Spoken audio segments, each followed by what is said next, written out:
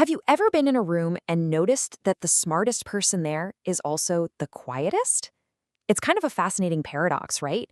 We expect brilliance to be loud, to make a big announcement, but what if the deepest insights are the ones that actually go unspoken?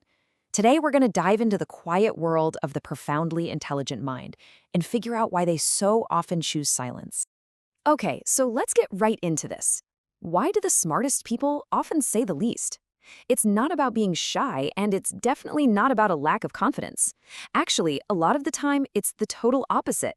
Their silence comes from seeing, hearing, and processing the world on a whole different level, a level that most of us just miss. It's a deliberate choice, not just something that happens. And this quote, wow, this really gets to the very heart of it. Just imagine for a second, you see the clear, logical, undeniable answer to a problem, but you also see that if you say it out loud, it's gonna push people away. Your friends, your family, your colleagues. Suddenly, staying quiet isn't about being wrong, it's an act of social survival. It's deciding that connection is sometimes way more valuable than correction.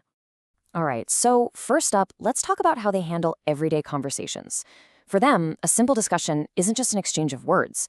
It's this whole complex system of patterns and what's really driving people, and they can't turn that analysis off. It's kind of like this. You hear the first few notes of a song you've heard 1,000 times, and you instantly know the whole thing. The chorus, the bridge, the ending. That's what's happening here. They hear the first couple of lines of a familiar argument, and boom, they can already see the entire predictable path it's going to take. The trigger points, the flawed logic, the inevitable dead end. So why bother jumping into a play when you already know the ending? And that brings us to an even deeper point. They start to realize that the thing people are actually arguing about, it's often just a cover for what's really happening under the surface. The topic might be politics or the latest movie, but the real subject is something else entirely. And this right here, this is the key difference they see. While everyone on the surface is throwing around facts and logic, what's really happening is people are looking for emotional validation. They're trying to secure their spot in the social pecking order. The argument isn't really a search for truth, it's a performance, and they'd just rather not join the cast. Okay, let's move on to the second big idea here. This goes beyond just conversations and into life itself. This is all about how they can kind of run these mental simulations, you know? They see what's happening now and can map out the future consequences with just stunning clarity.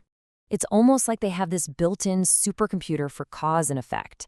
So they might see a friend's little spending habit, nothing major, or a small daily health choice, or a pattern that keeps showing up in a relationship.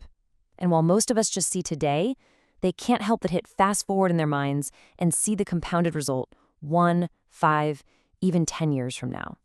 And this timeline? It shows you exactly how that works. The habit starts out seeming so small, so insignificant, but they see the path it's on. The problem is, if you try to voice this prediction, you just sound critical or negative, even if it's just pure logic. So once again, they see where it's all headed, they see the social fallout of saying something, and they choose silence. This brings us to point number 3, which is all about raw processing speed. A really good way to think about this is that their minds are running on a totally different operating system, one that's just way, way faster. Okay, picture this. Someone is explaining a new idea to you, right? They're laying it out step by step. But before they even finish the first sentence, you've not only gotten it, you've already jumped ahead. You see the flaws, the implications, how it connects to other ideas. The rest of their explanation feels like it's in slow motion. So you have this huge gap in processing speed, and it makes you feel constantly out of sync with everyone. It can create this internal impatience that you have to constantly manage. And honestly, it takes a ton of energy to slow down and match that pace. Sometimes it's just so much easier to sit back and quietly observe. Okay, so we've seen how they break down conversations, how they simulate the future, and how fast they process everything.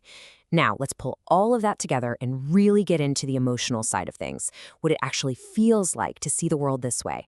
And this really changes how we think about loneliness, doesn't it? It's not about being physically alone. It's that feeling of being in a room packed with people you love, but knowing deep down that the way you see and process the world is just fundamentally different from theirs. It's a really deep, cognitive kind of isolation. And eventually, a lot of them just come to accept it. It's the price you pay for that kind of depth. The very thing that gives them these incredible insights is the same thing that creates the distance. It's a trade-off they learn to live with, finding comfort in their own very rich internal world. So when you put it all together, you can almost see this four-step process happening in a split second. First, they see the pattern. Then, their brain instantly runs a simulation of where it's all going to end up.